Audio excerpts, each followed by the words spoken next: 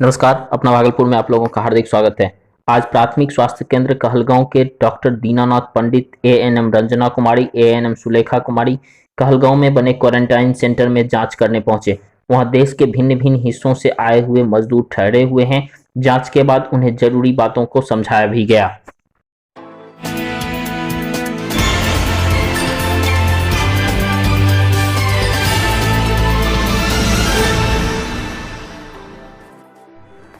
Bharat mission 100 crore वृक्ष देवघर जिला इकाई के कैबिनेट सदस्य निशांत शेखर एवं आशीष राज की अध्यक्षता में दर्जनों फलदार वृक्षों का वितरण और रोपण देवघर जिला के ग्रामीण क्षेत्रों में किया गया।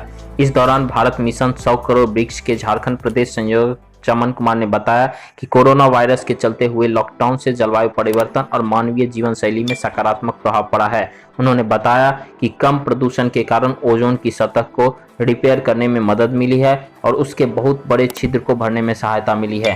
पर्यावरण के साथ साथ मानवीय जीवन शैली में भी सकारात्मक प्रभाव देखने को मिला है। उन्होंने कहा कि लॉकडाउन हटने के बाद भी स्वैच्छिक तौर पर 1 माह में 4 दिन के लिए लॉकडाउन को अपनाना चाहिए ताकि पर्यावरण को बचाया जा सके। महानगरों की वायु गुणवत्ता में अभूतपूर्व सुधार हुआ है। प्रत्येक शहर की वायु शुद्ध होने के साथ साथ सांस लेने के लिए स्वास्थ्यवर्धक हो रही है। नमामि गंगे प्रोजेक्ट के तहत हजारों करोड़ों रुपये खर्च करने में भी जितनी गंगा को शुद्ध नहीं कर पाए, वह 1 माह में लॉकडाउन ने करके दिखा दिया है। भारत मिशन 100 करोड़ वृक्ष संस्था के द्वारा कृषि क्षेत्र को प्राथमिकता दी जा रही है एवं सभी किसान एवं मजदूर भाइयों के बीच फलदार वृक्षों और सब्जियों का बीज वितरण की शुरुआत करेगी, जिससे सभी किसान भाई आत्मनिर्भर बन सकेंगे और कृषि क्षेत्र को बढ़ावा देकर प्राकृतिक विकास के साथ साथ बेरोजगारी को कम किया जा सके। इस मौके पर मुख्य रूप से सचिव अक्षय कुमार, आदित्य केसरी, शेखर सुमन, राजा व अन्य सदस्य मौजूद थे।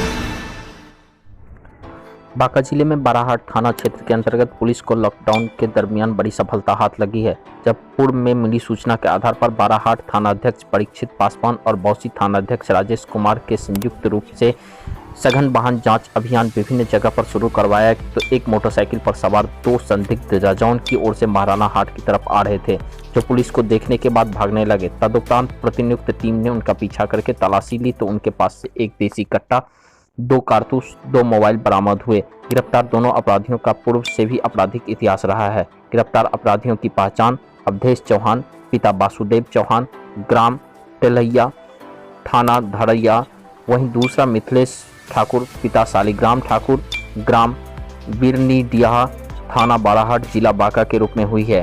पुलिस द्वारा सख्ती से पूछताछ करने पर उन्होंने बताया कि उसकी योजना किसी सीएसपी संचालक से लूटपाट करने की थी, परंतु पुलिस की चौकसी और मुस्तैदी ने उनके मंसूबे पर पानी फेर दिया। बताते चलें कि दोनों की गिरफ्तारी अपराध पूर्व से भी कई मामलों में वंचित है। इनमें से एक हाल ही में जेल से छूट कर आया है, जिसकी संलिप्तता हीरा मंडल हत्याकांड से भी हो सकती है, जो फिलहाल अभी अनुबंधन का विषय है। इस बाबत बांका के पुलिस अधीक्षक अरविंद कुमार गुप्ता ने कहा कि जल्द ही स्पीड ट्रायल चलाकर अपराधियों के विरुद्ध विधि सम्मत कार्रवाई की जाए। वहीं बांका पुलिस कप्तान अरविंद गुप्ता के निर्देश में क्षेत्र अंतर्गत अवैध बालू खनन के विरुद्ध भी विशेष अभियान चलाकर रजौन थाना द्वारा 3 अवैध बालू लदा ट्रक सह 1 अभियुक्त की गिरफ्तारी, नवादा सहायक थाना के 3 अवैध बालू के ट्रक पर सह 2 अभियुक्तों की गिरफ्तारी, बाराहाट थाना क्षेत्र से 1 अवैध बालू ट्रक, वहीं बंधुकरुआ थाना क्षेत्र से 2800 घन मीटर अवैध ड्रम बालू भी जब्त कर लिया गया है। सूचना मिली हम लोगों को कि 2 अपराधी हैं जो पूर्व से वांछित हैं, हथियार के साथ किसी सीएसपी लूट की योजना में रहे हैं। हम लोगों ने तुरंत एक टीम बनाई, थाना प्रभारी बाराहाट और बौसी की सूचना के आधार पर कार्रवाई की। तो दोनों अपराधी जो पूर्व से वांछित थे उनको हम लोगों ने गिरफ्तार कर लिया।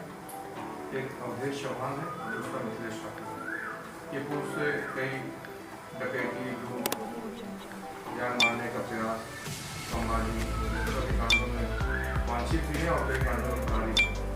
इनका आपराधिक इतिहास बांका के बाराहाट, बौसी, धड़ैया में है। इसके अलावा प्राप्त सूचना अनुसार झारखंड में भी इनकी आपराधिक गतिविधि रही है। हम लोग उसका भी सत्यापन करें। इनके पास से एक पिस्तौल देशी कट्टा है, कारतूस है और मोबाइल फोन है। उसका हम लोग एनालिसिस कर रहे हैं, तकनीकी अनुसंधान कर रहा है। उनके अन्य सहयोगियों की पहचान है। हीरालाल मंडल की हत्या में भी ये अभी अनुसंधान में है और संदिग्ध तो जरूर है इस मामले में, क्योंकि हीरालाल मंडल भी एक अपराधी था और ये दोनों एक साथ जेल में थे। जेल से छूटने के बाद हीरालाल मंडल इसकी जमानत के लिए भी काम कर रहा था। उसके बाद कुछ बातें ऐसी हुई हैं जिसका सत्यापन हम लोग कर रहे हैं और ये बात प्रकाश में आ रही कि उसकी हत्या कर दी गई है और क्या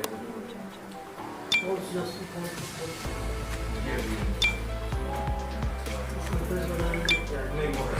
दोनों की गिरफ्तारी बाका से ही दोनों की गिरफ्तारी बाका से बाका जिला से हुई।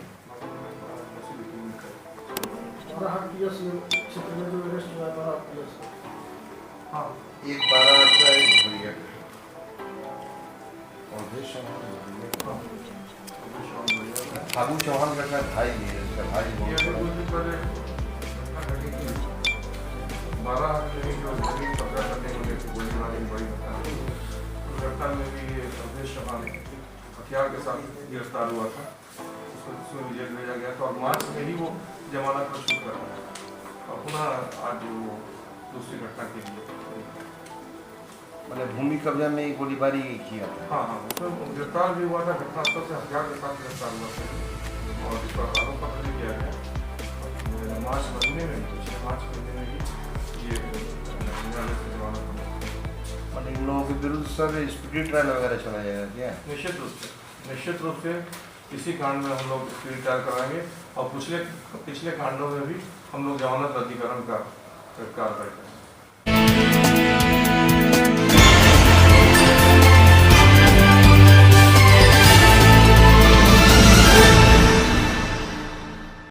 NH31 और लक्ष्मीपुर को जोड़ने वाली सड़क लोगों के लिए खतरा का घर बना पड़ा है। यहाँ सड़क में गड्ढा है या गड्ढे में सड़क पता नहीं चलता। आए दिन उधर से गुजरती हुई गाड़ियां पलट जाती है, जिससे लोगों को भारी परेशानी का सामना करना पड़ता है। बीती रात एक ट्रैक्टर का डाला पलट गया। देखिए एक रिपोर्ट।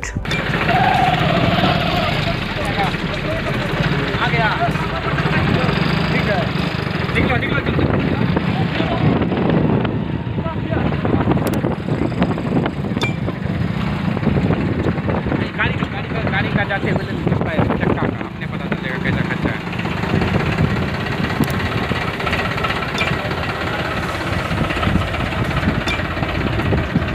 जाला को बाहर निकाल, डाल दे।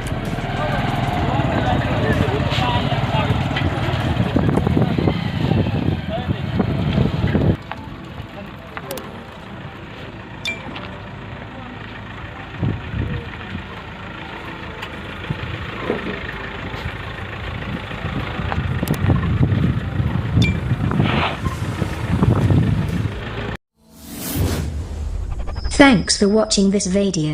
Do like, subscribe and share.